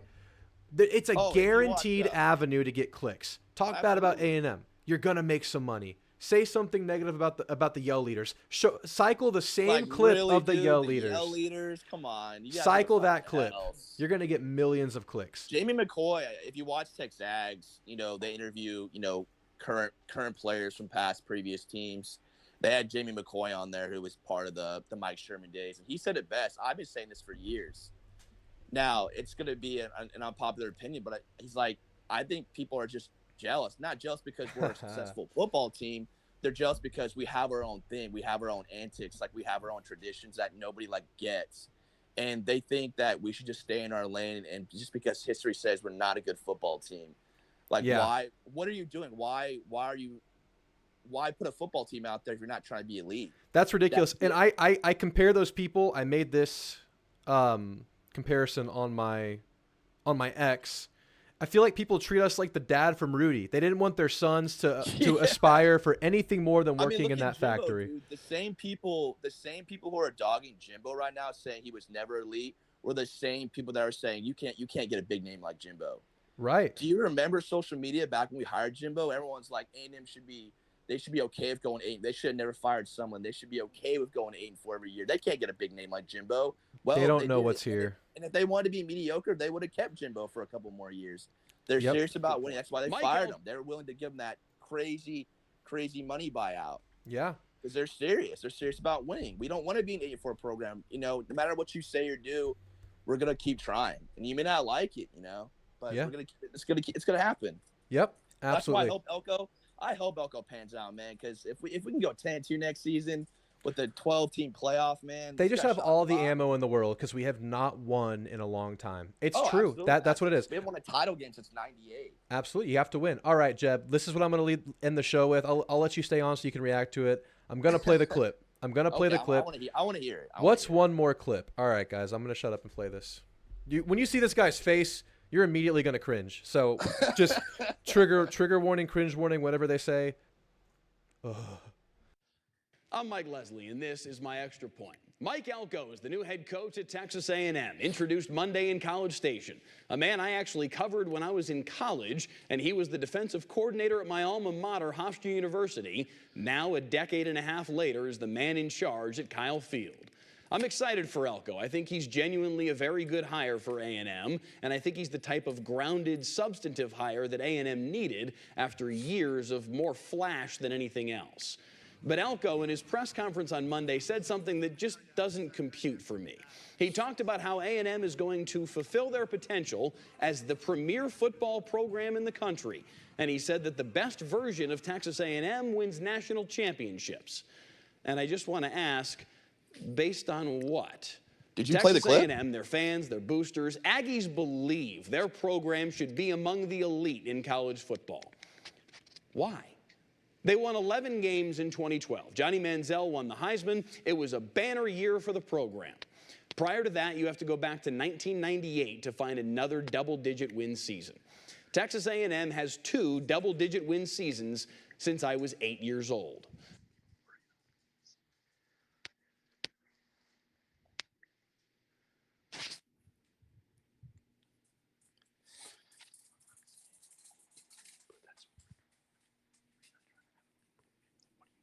What are you trying to do?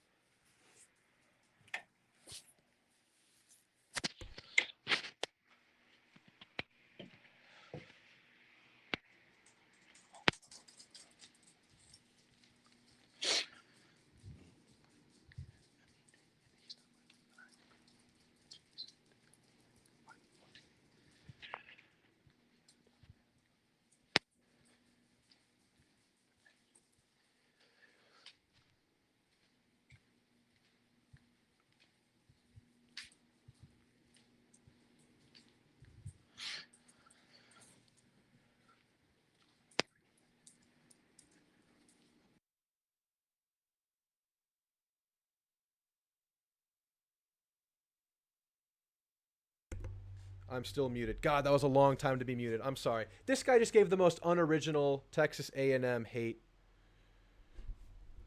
Yeah, y'all. I'm seeing that you say I'm muted. I hit the button, but it didn't unmute myself, so I just hit it again.